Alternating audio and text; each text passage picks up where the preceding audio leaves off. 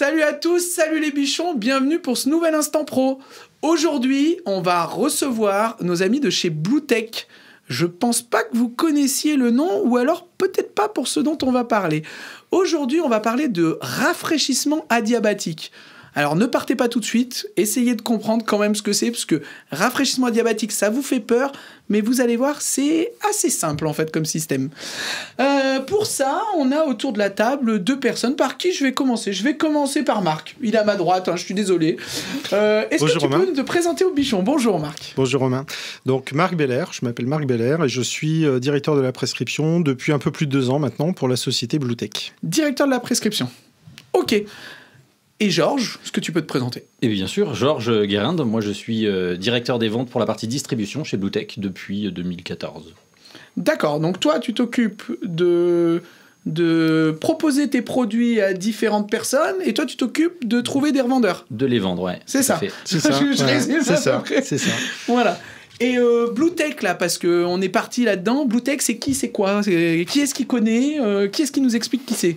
Eh bien, Bluetech, en fait, c'est un des leaders aujourd'hui de la partie désenfumage, donc très sécurité incendie, qui sont des trappes que l'on positionne en toiture, en fait, réglementées et obligatoires dans tout ce qui est ERP, ERT, par exemple. Ok.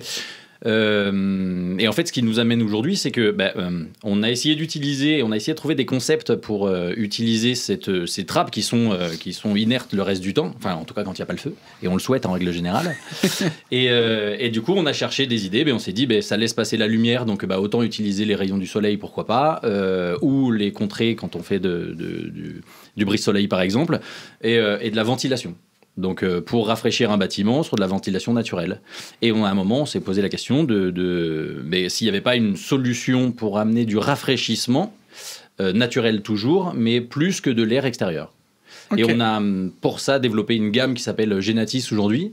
Et Marc va vous en parler un peu plus. Voilà, donc tout ça part d'un constat qui est malheureusement plutôt dramatique, hein. C'est le réchauffement climatique. Et je pense que l'été dernier, on en a tous été témoins. On a vécu un été très très chaud et malheureusement, ça risque de se reproduire de plus en plus fréquemment et de façon de plus en plus intense. Et nous, ce que l'on essaye de faire avec Genatis, c'est de proposer des solutions passives pour essayer de, on va dire, reculer l'utilisation de la climatisation. Le but, c'est pas de s'affranchir de la climatisation, mais c'est de mettre en place des solutions qui consomment zéro énergie. On parle d'énergie naturelle. Georges parlait de la ventilation naturelle ou de la lumière naturelle. Donc ça, c'est complètement gratuit. Et reculer, autant que faire se peut, l'utilisation de moyens beaucoup plus énergivores, tels que la climatisation, par exemple. Ok. Et moi, je veux juste qu'on explique aux bichons. Genatis et Bluetech, c'est la même marque? C'est deux marques? Pour expliquer. Effectivement, il faut être un peu plus clair peut-être, mais Bluetech, c'est le nom de la société, en fait, qui a développé une marque en tant que telle, qui est un peu différenciant de ce qu'on fait habituellement, comme je vous expliquais sur le désenfumage, et pour se différencier, a utilisé l'appellation Genatis, qui est la gestion des énergies naturelles. Ok. Voilà, c'est très clair, il n'y a pas de problème. C'est nickel. La seule chose qu'on n'a pas dit, c'est français, ça vient d'où? Alors c'est français, effectivement. Non, mais parce que accessoirement, c'est intéressant. Les bichons aiment bien savoir que c'est français quand même. Tout à fait. Donc c'est français, nous faisons partie d'un groupe français et nous avons 7 usines en France qui fabriquent l'intégralité de nos appareils, donc que ce soit les lanterneaux de désenfumage dont on a parlé, les modules de rafraîchissement adiabatique, les automates, parce qu'on a également une mission autour du pilotage de ces installations, très importante, et puis également les brise-soleil. On est même le dernier fabricant à avoir une usine en France de brise-soleil aluminium. Quand tu dis de brise-soleil, c'est pas des puits de lumière? Non, alors c'est l'inverse, c'est l'inverse, tout à fait. C'est ce que tu mets sur les vitres pour pas que le soleil tape directement sur la fenêtre. Ce que l'on essaye de faire, en fait, c'est de favoriser au maximum l'éclairage naturel. Pour une question déjà évidente, c'est la facture énergétique, mais également le confort des usagers dans un bâtiment. Mais à vouloir trop favoriser la lumière naturelle, on risque de transformer le bâtiment en serre et donc de conduire à un inconfort l'été. Et donc, on a des solutions d'ombrage qui permettent de contrôler l'hiver et l'été, les apports en lumière naturelle et les apports solaires.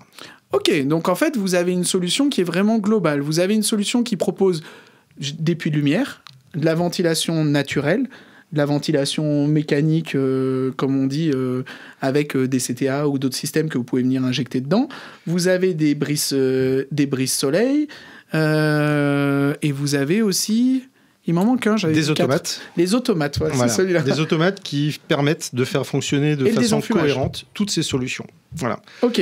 Et le désenfumage qui est le socle des Parce que moi, c'est pour compétences ça que je connaissais de toutes ces Bluetech à la solutions. base. C'était vraiment une solution de désenfumage avec des systèmes automatisés, justement, où, comme tu disais, l'été, on va ouvrir la trappe de désenfumage, etc., pour faire une ventilation naturelle. C'est ça. Donc en fait, on part de cette contrainte réglementaire qui est le désenfumage et on convertit cette contrainte en avantage, en opportunité pour améliorer la performance énergétique du bâtiment. Donc en gros, je peux quand même dire que vous êtes des spécialistes de la ventilation et du rafraîchissement. Oui. Oui. Parce que pour faire du désenfumage, c'est de la ventilation. Moi, j'appelle ça de la ventilation à ma petite échelle. Pour faire de la ventilation naturelle, c'est aussi de la ventilation. Après, elle peut soit rafraîchir, soit simplement ventiler. Mais en fait, vous gérez vraiment de A à Z, quoi. Tout à fait. C'est ça. Ok. Déjà, ça, c'est plus clair. Je pense que les bichons vont un peu comprendre où on est et qui vous êtes. Ça, c'est important. Moi, j'aimerais bien qu'on explique ce terme totalement barbare de rafraîchissement. C'est quoi, diabétique, non? C'est quoi Oui, comment on dit déjà? c'est diabétique et on le soigne avec des piqûres d'insuline. Non, qui est-ce qui nous explique ça? C'est Marc qui s'en occupe?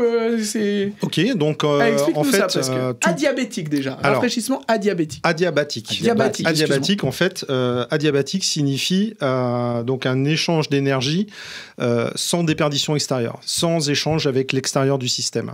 C'est ce que l'on fait avec ce système de rafraîchissement. Pour expliquer, en tout cas tenter d'expliquer de façon très simple, admettons qu'il fasse trop chaud dans le studio, et donc Romain, je vais te demander d'aller chercher un ventilateur parce que ça devient invivable. Donc on va disposer un ventilateur face à nous, et pendant une dizaine de minutes, on va se sentir plutôt confortable. On va avoir un souffle, voilà, et la vitesse de déplacement d'air sur nous va faire qu'on va être dans une situation confortable. Au bout de 10 minutes, on va commencer de nouveau à avoir très chaud.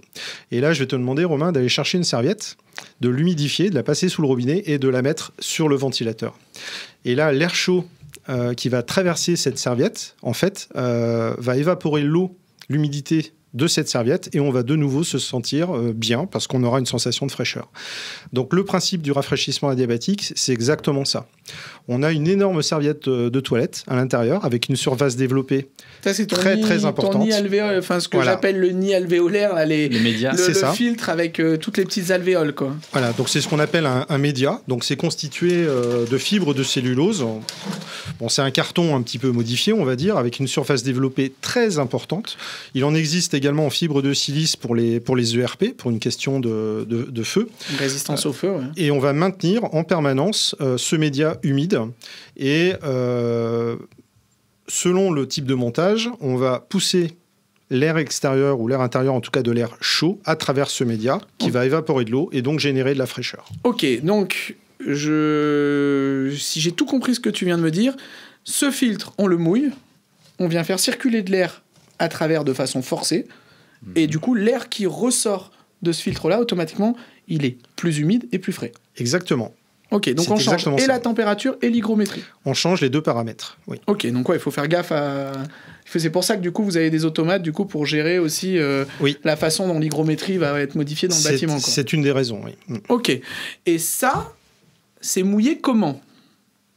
Parce que, tu sais, moi je fais de la clim, donc quand tu viens me parler, moi dans ma tête je pense à une clim, je pense à une clim ou une clim à eau, tu vois, et tout à l'heure vous m'avez sauté dessus, on dit, ah c'est pas une clim à eau, on n'a pas mélangé ça, nous on est écologique, donc alors voilà, quelle est la différence si tu veux ? Alors le but c'est pas d'opposer climatisation et rafraîchissement adiabatique. C'est de limiter le déclenchement de la clim en fait. Tout à fait, c'est de limiter le déclenchement de la clim et peut-être ne déclencher la clim qu'au-delà d'une certaine température et peut-être 5, 6, 10 degrés plus haut qu'on ne l'aurait fait sans rafraîchissement intermédiaire tel que celui-ci. Donc pour le maintenir humide, en fait, c'est tout simple. On a donc en partie inférieure ça, c'est le réservoir, des modules.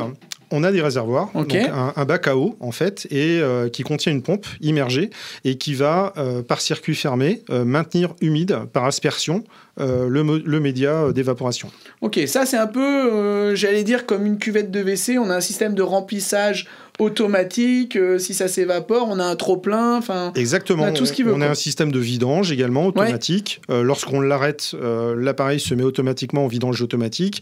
On a un système de vidange automatique également qui nous permet de réguler la dureté de l'eau, puisqu'on évapore de l'eau. Ah mais d'accord. ok. Et les sels minéraux, eux, se concentrent. Ok. Donc pour éviter des problèmes à la longue que l'on pourrait avoir de dépôt de sels minéraux, dont de tartre, notamment sur l'échangeur, on a des systèmes de vidange automatique tous les X cycles d'évaporation. Ok, ça roule. Donc en fait, dans cet appareil-là, vous allez non seulement mouiller ça, avoir un système de réservoir qui se remplit tout seul et avec des bus, je suppose, qui humidifient automatiquement le filtre, mais vous avez prévu que l'eau ne stagne pas. On est d'accord? Parce que tu vois, on parle depuis tout à l'heure de rafraîchissement avec de l'air qui passe à travers. On est d'accord que de l'eau qui stagne, en termes de bactéries, c'est la catastrophe. Exactement. Voilà. Et comment est-ce que tu gères ce problème, justement? Comment est-ce que tu arrives à le gérer? Parce que c'est ça qui me faisait peur tout à l'heure, je te disais, et il n'y a pas de risque légionnel, etc. Tu vois, comment tu gères ça, quoi? Alors, il y a deux choses à en prendre en compte. Il y a le fait qu'on a ces fameuses vidanges très régulières qui permettent d'éviter que l'eau stagne dans la cuve. Et l'autre point qui est extrêmement important, c'est que en fait, l'eau passe directement de l'état liquide à l'état vapeur, à l'état gazeux. Okay. Il existe sur le marché des modules adiabatiques qui fonctionnent par un état intermédiaire qui est la brumisation. C'est-à-dire qu'on va d'abord fabriquer des micro-gouttelettes d'eau en suspension dans l'air, et ces micro-gouttelettes vont dans un second temps s'évaporer. Nous, notre procédé, en fait, ne fonctionne pas de cette façon. On a une évaporation directe, c'est-à-dire que le flux, la vitesse et le débit de l'air est adapté aux médias. Ok. On passe directement de l'état liquide à l'état gazeux, donc sans risque d'entraîner d'éventuels virus ou bactéries. Des bactéries directement. Voilà. C'est juste parce que le changement d'état est instantané, quoi. Le changement d'état est instantané. C'est pas on vient maturer dans un truc, ou voilà, c'est vraiment on change directement l'un à l'autre. On ne passe pas par cet état intermédiaire. Il n'y a pas de projection effectivement de micro-gouttelettes. Ouais, tu n'auras jamais d'eau qui part, quoi. Mis à part l'humidité de l'air en elle-même qui est plus humide, tu as rien, quoi. Il n'y a pas d'eau qui traverse, malgré le fait que tu aies un débit de dingue, quoi. À part sous forme aérienne, en fait, il n'y a pas d'eau. Il y a l'hygrométrie, en fait, qu'on augmente, mais l'évaporation, mais il n'y a pas d'eau sous l'état liquide qui sort, en fait, du média. Et c'est calculé, justement, avec le... Enfin, on modélise entre le média et la puissance de nos ventilateurs pour éviter ce phénomène-là. Et je vois, quand je regarde ton média, je vois que le flux d'air, il est orienté, tu vois, ça traverse pas droit, ça traverse avec... si on regarde comme ça à travers, là, on voit rien. Et si on le regarde en pente, on le voit. Donc ça veut dire que le flux, il est orienté. C'est pour faire quoi? C'est pour maximiser la surface d'échange? Exactement. Qu'il y ait plus de condensation, c'est ça? Oui, c'est ça. Le plus d'évaporation, oui. Ouais, d'évaporation. Je dis condensation, c'est l'inverse, en fait. C'est l'inverse. On essaye qu'il n'y ait pas de condensation, justement. Ok. Et ça, c'est applicable dans quel domaine? Parce que moi, je vois tout de suite un usage, franchement, sur le fait de rafraîchir un bâtiment. Je dis bien de rafraîchir et pas de climatiser. Hein, j'insiste là-dessus parce que, voilà, vous allez le mettre dans quels usages, vous allez le proposer dans quels usages? Deux usages principaux, on va dire, qui dépendent du système de montage du rafraîchisseur adiabatique. En gros, ces deux usages sont rafraîchissement direct, c'est-à-dire qu'il existe des modules adiabatiques qui sont destinés à fonctionner de façon autonome. Quand je dis autonome, c'est circulation d'air et évaporation d'eau. Et ça, ce sont des modules qu'on destine au grand volume.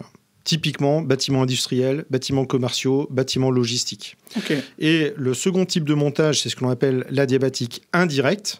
C'est l'exemple que nous avons ici, où nous avons donc un module adiabatique, une pile adiabatique, on pourrait dire, qui est destiné à être couplé à une CTA.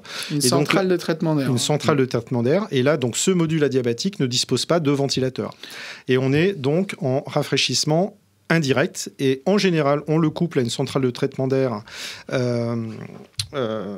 avec une batterie à double flux. Oui. Et donc, on refroidit l'air repris dans le bâtiment et on transmet la fraîcheur via l'échangeur à l'air neuf. Donc en gros, c'est un peu, pour ceux qui connaissent pour les bichons, c'est un peu comme si on venait rajouter une batterie froide sur la CTA. C'est-à-dire qu'en gros, une CTA, c'est une centrale de traitement d'air.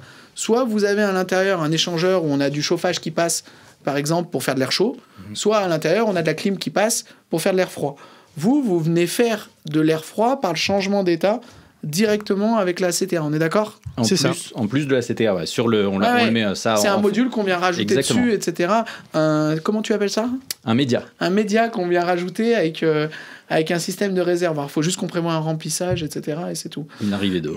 Ouais, ça veut dire que quand tu l'installes dans un grand bâtiment industriel, il faut prévoir arrivée électrique, sortie toiture et une alimentation en eau. Exactement. Mais pas besoin d'évacuation.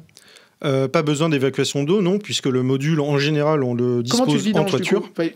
La vidange, ça passe dans les eaux pluviales. de celui-là, lui, il se vidange ou c'est en haut que ça se vidange ? Il se vidange. De toute façon, que ce soit lui ou les modules qui sont en direct, sont de toute façon sur le toit en règle générale. On arrive à les poser aussi en façade, mais en règle générale sur le toit. Ah, mais d'accord, j'avais pas compris, du coup, ok. On vidange sur les eaux pluviales, en fait. J'avais pas compris. En fait, je croyais que... Alors là, on est sur de l'indirect, donc Oui. passe. J'avais compris qu'en fait, sur le direct, en gros, on avait une cheminée inversée qui descendait dans le bâtiment, avec... je vais prendre un peu l'exemple, avec 4 soufflants, avec 4 grilles de chaque côté. Et j'avais compris qu'on venait mettre ce média dans le truc qui est en bas. En fait, pas du tout. Non. Ça, c'est sur le toit, Exactement. dans le C'est sur module le qui est toit. en toiture, ce qui fait qu'il n'y a même pas besoin de tirer une ventilation au milieu, une évacuation au milieu de ton bâtiment. Non. L'évacuation, Non. elle est vraiment en toiture. On a arrivée électrique, arrivée d'eau en toiture, et c'est tout. L'intégralité du module est positionnée en toiture ou en façade dans certains cas, lorsque la charpente, notamment pour la rénovation, ne peut pas accepter un surpoids. Mais l'intégralité du module se trouve à l'extérieur. Ok, donc, qu'on soit bien d'accord, quand on est en système direct, pourquoi j'insiste sur le mot rafraîchissement, dehors il fait 40 degrés, je vais injecter de l'air dans le bâtiment à 30 degrés. Au lieu de faire... Enfin, c'est 10 degrés, tu m'avais dit, le À peu rendement ? près, en fait, on travaille justement avec le diagramme Enthalpic, donc en fonction de l'hygrométrie et de la température de l'air, un volume d'air va avoir la possibilité d'évaporer une quantité plus ou moins grande d'eau. Et c'est cette quantité d'eau qui va s'évaporer qui va déterminer la capacité de rafraîchissement. Donc en fait, quand on installe un système comme ça, il faut maîtriser les entrées d'air du bâtiment aussi. Il faut ne pas avoir des entrées d'air de partout dans le bâtiment, ou est-ce que le fait de mettre en surpression... Les entrées d'air deviennent des sorties d'air. C'est là où c'est extrêmement intéressant, c'est que on travaille, donc on met le bâtiment en légère surpression, normal, mais avec de très grands débits. En fait, une clim, ce qui va la caractériser, c'est sa puissance froid. Nous, la puissance froid est relativement faible. Toi, c'est ton débit d'air qui la caractérise. C'est mon débit d'air. Et donc, pour des bâtiments en adiabatique direct avec de très grands volumes, on travaille avec des modules qui ont des débits de l'ordre de 30 000 m3. Ah oui. Voilà. Donc, donc en adiabatique direct, donc on va effectivement abaisser la température de l'air qui va entrer dans le bâtiment. On va augmenter son hygrométrie. Et ce que l'on fait en général, c'est que l'on couple le module adiabatique à de la ventilation naturelle. C'est-à-dire qu'on va commander à un ouvrant. On préfère le faire en toiture, mais dans certains cas, c'est pas possible et ça peut fonctionner en façade. Mais on va commander un ouvrant en toiture, on va lui dire de s'ouvrir lorsque le module adiabatique est en service, ce qui va permettre plusieurs choses. Par stratification, l'air chaud d'en haut va dégager, va être poussé par l'air froid. Donc on augmente l'efficacité du coup du dispositif. Ça, c'est la première raison. Et la deuxième raison, c'est que ça va permettre d'avoir une décharge hygrométrique de l'intérieur du bâtiment. Puisqu'on va augmenter l'hygrométrie, c'est la définition même de ce principe. Alors, si je résume juste pour les bichons, pour pas dire de bêtises. En gros, avec ce système-là, tu vas humidifier ton bâtiment. Si jamais tu mettais pas de ventile, on aurait un bâtiment qui monterait en humidité et qui, au bout d'un moment, serait très désagréable à l'intérieur. En mode tropical à l'intérieur, 35 degrés avec 95% d'humidité. Donc, du coup, le fait d'ouvrir en haut, non seulement tu vas décharger l'hygrométrie, tu vas pas pouvoir renouveler l'hygrométrie du bâtiment. Tu vas aspirer de l'air chaud en haut, réinjecter de l'air froid, donc créer un système de circulation par convection naturelle. Donc en gros, tu vas avoir aussi un brassage d'air, un peu comme avec les gros systèmes là, qu'on vient mettre dans les bâtiments. Des destrates qu'on vient mettre sur des gros systèmes. Sauf que là, tu fais tout en naturel. Mais pourquoi est-ce que tu pousses pas le bouchon, Maurice, pour aller un peu trop loin, tu vois. Mais pourquoi est-ce que tu pousses pas, comme une VMI, par exemple, à aller faire monter une VMI, je sais pas si tu connais, c'est comme des VMC double flux, sauf que c'est pas double flux, c'est une VMC où en fait on vient faire monter en surpression le bâtiment, et on se sert des anciennes entrées d'air comme extraction. Parce qu'en fait, c'est un peu ce que tu fais. Si tu faisais une montée trop importante, en gros, en pression à l'intérieur, les entrées d'air du bâtiment deviennent des sorties d'air. Tout à fait. Alors, il arrive parfois que l'on n'ait pas besoin d'avoir recours à l'ouverture d'un lanterneau, puisque ce type de bâtiment, on parle donc de bâtiments industriels, bâtiments logistiques, donc il y a des quais, des ports de chargement, il y a des portes qui sont continuellement ouvertes pour permettre le passage de marchandises, par exemple, et donc, dans certains cas, il n'est pas nécessaire d'ouvrir un lanterneau. Mais c'est là où ce dispositif est extrêmement intéressant, c'est que même sur un bâtiment extrêmement poreux, en termes d'étanchéité à l'air, ça fonctionne très bien. On arrive également, donc en ciblant... Ce qui est impossible avec une double flux. Voilà. Une double flux qui n'est pas étanche à l'air, c'est mort, quoi. Tu ventileras rien, quoi. On peut, par exemple, sur un bâtiment de 5000 m², un bâtiment d'activité, avoir 4000 m² qui sont réservés à du stockage. Pas de nécessité, vraiment pas d'inconfort l'été, pas de nécessité de rafraîchir, et avoir 500 ou 700 m² ou 1000 m² où il y a des personnes en poste qui travaillent. Et donc le module, ce système de rafraîchissement adiabatique permet vraiment de rafraîchir de façon très localisée, sans être obligé de partitionner ou de compartimenter un bâtiment. Ouais, c'est pas mal. On crée un îlot de fraîcheur, une bulle de fraîcheur à des endroits très ciblés. Et pour ça, on travaille également sur les systèmes de diffusion, puisqu'on parle beaucoup de la génération de fraîcheur, mais on travaille également sur la partie diffusion.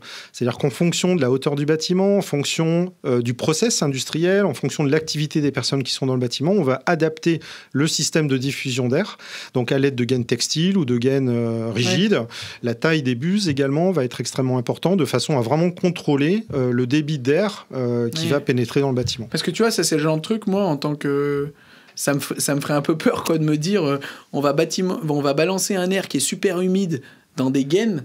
J'aurais qu'une seule peur, c'est que ça vienne condenser, couler, tu vois. C'est ce qui fait peur, en fait. Une clim, c'est de l'air sec. Donc du coup, c'est ce qui est d'ailleurs très désagréable au demeurant. C'est-à-dire que tu climatises ton bâtiment, mais tu as la gorge qui racle, etc. Là, tu vas rafraîchir le bâtiment avec un air, en fait, qui va être beaucoup plus agréable à respirer, quoi. Et 100% air neuf. Ouais, déjà, aussi. Ou alors, sur de l'indirect, du recyclé, mais dans tous les cas, qui est plus propre, quoi. Ok, je connaissais pas du tout le système. Je pense sincèrement... Alors, vous faites que de l'indus, mais je pense que vous avez vraiment...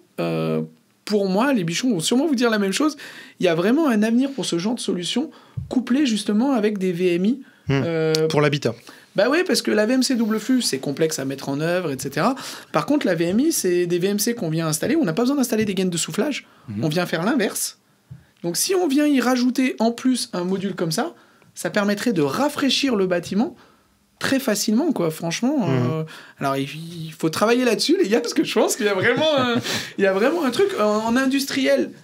Enfin, sur l'indus, quand tu as un bâtiment qui fait 45 degrés, tu as même des bâtiments en industriel où l'air va être à 50 dedans, alors que dehors, on n'est qu'à 40 ou à 35. Donc, ça veut dire qu'on va vraiment avoir un effet qui va être vraiment très climatisant. Moi, je vais aller jusqu'à climatisant sur le bâtiment, parce que quand tu viens injecter de l'air à 30 degrés dans un bâtiment qui était à 50, le gars, il a l'impression que tout à fait. Tu lui as mis la clim, quoi. Surtout qu'encore une fois, on travaille sur la notion de confort. Donc, c'est vraiment le triptyque, vitesse de déplacement d'air, hygrométrie, température. Et c'est vraiment ces trois données qui fait que l'on se sent en situation confortable. Et en termes de... alors c'est un peu compliqué, on est sur du tertiaire, etc. Mais en termes de coût, parce que au-delà du fait que ça ait quand même l'air vachement plus écologique qu'une clim, t'es d'accord? En termes de fonctionnement et juste en termes d'appareil, en termes de coût à l'usage par rapport à une clim. Alors c'est compliqué, hein, parce qu'une clim, on va l'utiliser plus, etc. Mais... quel est le coût alors à l'achat, j'en sais rien, je ne sais pas si vous avez des prix comme ça, etc. Mais quel est en gros le coût à l'usage? Bah en fait, mais c'est assez compliqué effectivement de comparer. Parce qu'on ne va pas utiliser la climatisation dans les mêmes volumes que ce qu'on va utiliser l'adiabatique dans des bâtiments tertiaires ou grandes usines. Donc c'est toujours pas simple de faire un rapport prix entre les deux. Ce qu'on peut dire, c'est que d'après les estimations nous qu'on a faites, c'est qu'à l'installation, on a une économie de 20% par rapport à ce que pourrait faire de la clim. Ouais, c'est à peu près 20% moins cher qu'une pose de clim. Alors encore une fois, ça dépend de certaines spécifications. Et à l'utilisation, on est autour des 10% de gains. 10% par rapport à quoi? Par rapport à une clim? Oui. 90%. 90%. Pardon. Du coup, j'allais dire, c'est pas rentable ton truc. On est à Si on 10% gagne, de la si on valeur gagne de la 10 clim, points pardon. par rapport à une Non, c'est clim vrai. et qu'elle nous coûte 20%, je mets une clim et en 2 ans, c'est bon, j'ai rentabilisé. Non, Non, on est tu vois, à c'est 90% 90%. plus économique. Ouais. Oui, ça consomme quasiment rien. Si on a une pompe qui vient juste arroser le média. Voilà. Donc, il y a, Et sur les gros modules de 30 000 m3, on a un ventilateur de 1000 watts, 1 kilo, hein.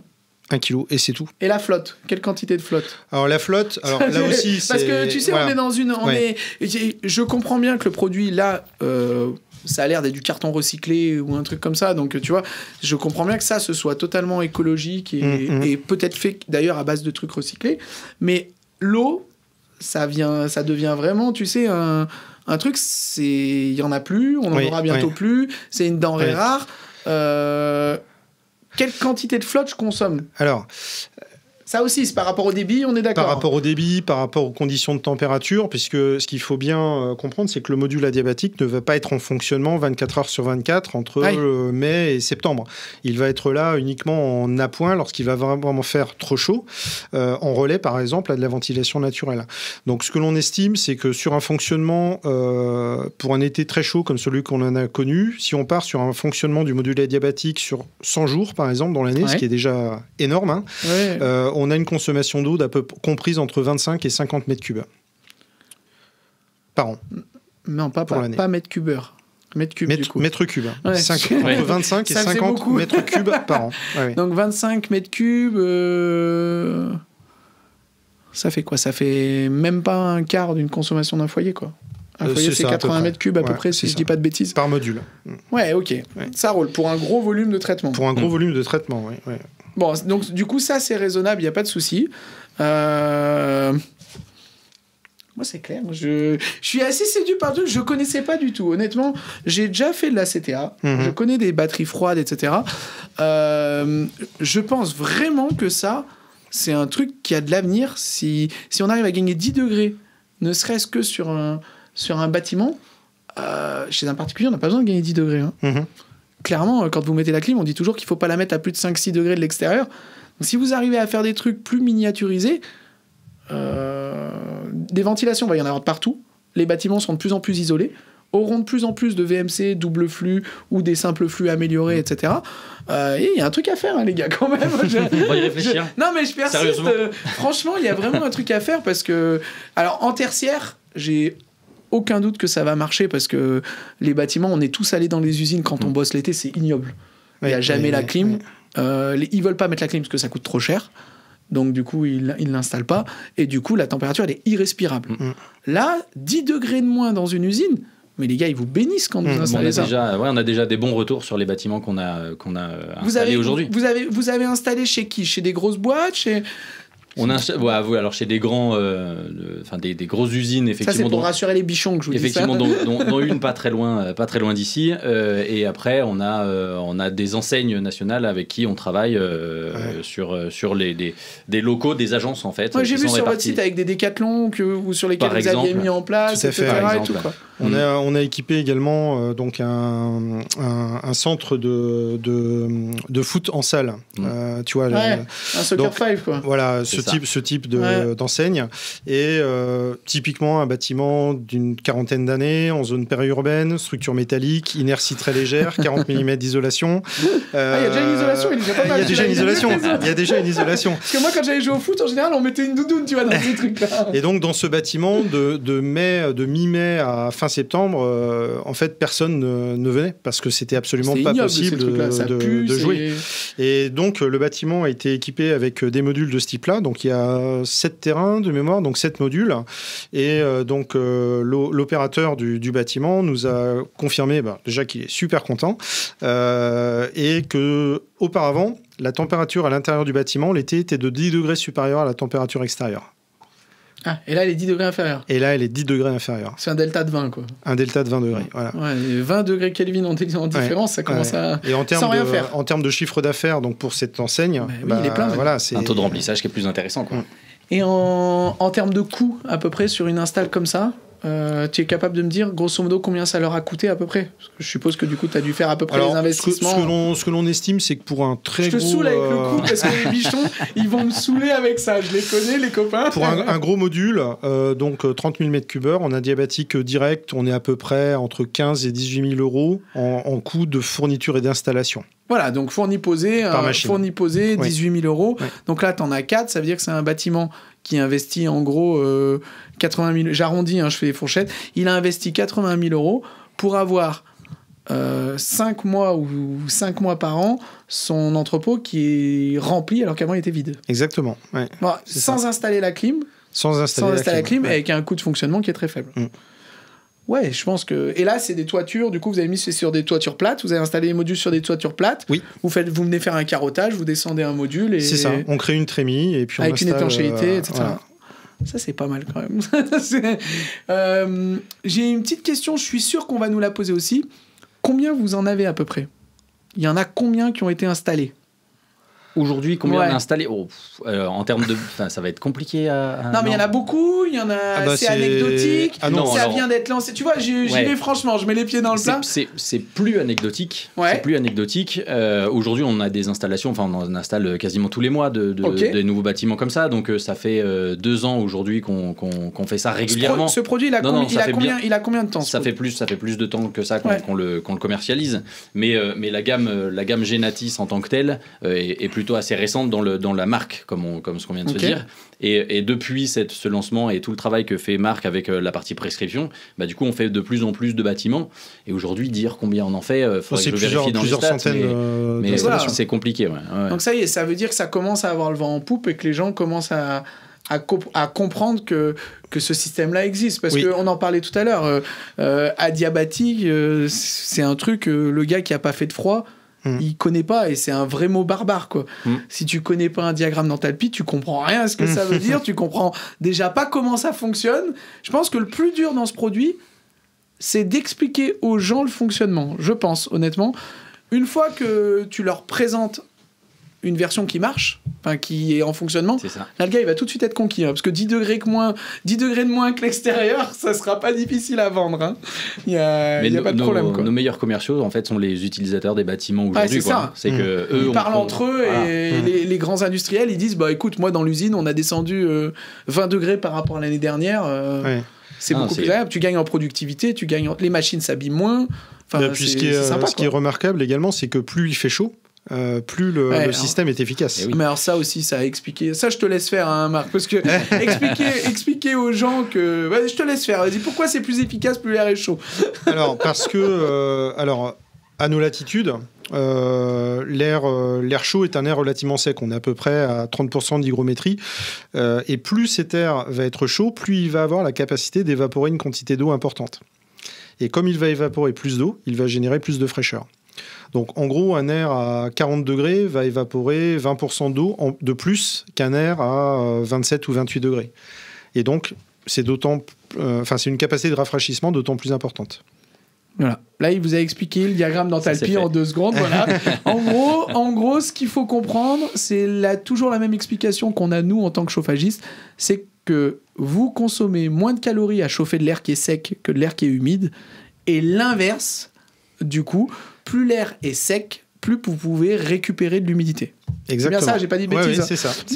Voilà. C'est cette petite gymnastique qui est un peu dure à comprendre et que les bichons vont un peu. Si jamais vous avez des petites questions, vous n'hésitez pas, les bichons, vous nous laissez un commentaire sur YouTube, que ce soit Marc ou Georges, ils vont venir vous répondre avec plaisir et ils vous expliqueront. Et si vous avez besoin de questions, vous allez sur la fiche de l'émission, comme d'hab, www.lesbichons.com. Alors là, vous allez sur la page de l'émission, vous aurez directement les sites, le site internet, les différentes infos sur le produit, sur Bluetech, sur le rafraîchissement adiabatique. T'as vu comme je maîtrise maintenant? Je fais mon beau gosse. Mais voilà, vous aurez toutes les infos et puis n'hésitez pas, demandez. Ça sera peut-être pas Georges directement qui vous rappelleront ou Marc, mais en tout cas, vous arriverez à récupérer pas mal d'infos parce que je pense que le plus dur déjà, c'est de savoir que ça existe. Oui. Parce que clairement, moi, Bluetech, c'est du désenfumage, mais Bluetech en aucun cas vient climatiser un bâtiment avec du rafraîchissement. Parce que là, vous voulez pas parler de climatisation, parce que je comprends que ce soit pas une clim, et que c'est beaucoup plus écologique qu'une climatisation, c'est beaucoup moins énergivore qu'une climatisation. Mais la finalité du rafraîchissement, quand on est à 20 degrés Kelvin de différence par rapport à l'extérieur, honnêtement, on peut appeler ça une climatisation. Peut-être une climatisation naturelle, avec un système type plus canadien, tu vois, les trucs, mais ça reste 20 degrés d'écart, c'est colossal. Oubliez pas que quand on est chez un particulier, on lui dit de régler sa clim à 5-6 degrés de moins que l'extérieur. Donc là, on a vraiment une capacité de rafraîchissement qui est énorme, quoi. Nous, on aime bien adiabatique, ça fait romantique. Ah oui, tu as raison, il y a un hic, voilà. Ça fait tic, ça fait plein de choses. Non, mais en tout cas, je pense qu'on a bien présenté au bichon tout ce qu'il y a directement. Le seul dernier petit truc, on va les avoir en question, c'est où est-ce qu'on vous trouve ? Ici ? Non, mais ça, chez les bichons sur le site, mais où est-ce que je vous trouve ? C'est-à-dire que moi, c'est super. Moi, j'ai énormément de maintenance en Indus à Grenoble. Où est-ce que je vous trouve ? Parce que Bluetech, il y a un site internet, mais je les trouve où ? Alors effectivement, sur le site internet, on a toutes les coordonnées à la disposition des bichons. Après, on nous trouve sur nos produits, chez les distributeurs. Ça, c'est ton CVC, boulot. Ça, c'est mon boulot. Voilà. Tous les distributeurs CVC qui font de la ventile. Alors, c'est un peu pareil. Ça veut dire que, comme tu disais, faut un peu démocratiser le produit, etc. Aujourd'hui, on est quand même sur un marché qui est très clim. Donc, on avance petit à petit avec des distributeurs qui se mettent à faire de l'adiabatique. Et aujourd'hui, ça fonctionne pas mal avec des distributeurs qui sont nationaux. Ouais. Après, il y a des installations qui sont faites par des intégrateurs directement, des professionnels de la toiture qui mettent. Ouais, ça, c'est plus ton taf, quoi, en prescription, voilà. Où tu vas leur dire, quand vous venez faire la construction d'un bâtiment, dans le CCTP directement, venez intégrer le rafraîchissement directement, quoi. Ok, donc moi je vais en commander, je vais chez mon grossiste de ventile. C'est ça. Je lui dis, écoute, est-ce que tu connais Bluetech ? Il va dire, oui, je connais, ils me font des trappes de désenfumage. Non, mais tu vois, il va te dire comme ça. Et je dis, non, je veux pas du désenfumage, je veux du rafraîchissement adiabatique. C'est ça. Vous avez des équipes de commerciaux dans toutes les différentes régions, etc. Oui. Vous êtes sectorisés comment ? Il y a une équipe, l'équipe de marque, 6 chargés de prescription aujourd'hui qui sont chargés de prêcher la bonne parole Bluetech aujourd'hui. Okay. Et après, on a une vingtaine de commerciaux répartis sur la France, entre la distribution et la partie directe chez Bluetech. Ouais. Ça roule. Et ça veut dire que vous essayez un petit peu de pousser sur la prescription des archis, des maîtrises d'œuvre, par exemple, j'allais dire des collectivités et tout, parce que sur un gymnase, ça serait pas mal comme système sur des gymnases quand même. Le gymnase, effectivement, c'est un très bon exemple parce qu'on est régulièrement consulté sur des projets de gymnase, des bâtiments qui parfois ont été livrés il y a seulement quelques années, donc des gymnases neufs sur lesquels il y a des problèmes d'inconfort l'été, tout le temps. Où les gymnases ne peuvent pas être utilisés. Maintenant, on fait des gymnases le plus étanches possible pour que l'hiver, ça soit chaud, et l'été, c'est imbuvable. Quoi. Avec une façade vitrée côté sud relativement impressionnante. Quand tu joues au badminton, tu vois plus les volants, tu vois, c'est très agréable. Voilà, donc nous sommes en contact avec la maîtrise d'ouvrage, la maîtrise d'œuvre au sens large, donc architecte, bureau d'études, économiste de la construction. Ah ok, directement, ok. Oui. Et vous essayez quand même de pousser là-dessus. Parce que c'est vrai que si c'est pas connu, ils nous les mettront pas dans les CCTP, ils vont juste nous dire vous mettez une ventile, une aspiration et terminé quoi.